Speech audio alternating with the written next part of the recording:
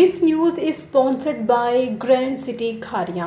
वज़ीर-ए-आज़म इमरान खान से मुत्तहिदा अरब अमारात के वज़ीर ख़ारजा सुल्तान अल जाबर ने मुलाकात की, जिसमें तजारत और सरमायाकारी बढ़ाने समेत मुख्तलिफ अमूर पर बातचीत की गई। इमरान खान ने कहा कि पाकिस्तान मुत्तहिदा अरब अमारात के साथ तजारती ताल्लुकात में फ़रोग़ का ख़वाह है। वज़ीर-ए-आज़म इमरान खान से मुत्तहिदा अरब अमारात के वज़ीर ख़ारजा सुल्तान अल जाबर ने मुलाकात की।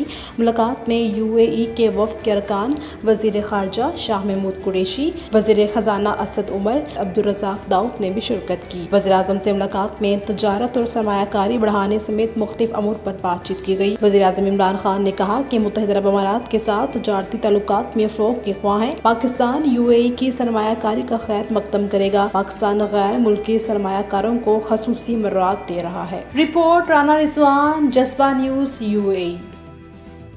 Grand city Khariyan. खारियां की सरसब्ज वादियों में अब होगा आपका अपना घर। GT रोड के किनारे होने की वजह से ग्रैंड सिटी की लोकेशन बेस्ट नहीं बल्कि दी बेस्ट मानी जाती है। पाकिस्तान के अमीर तरीन जिला गुजरात का जदीद तरीन शहर ग्रैंड सिटी खारियां।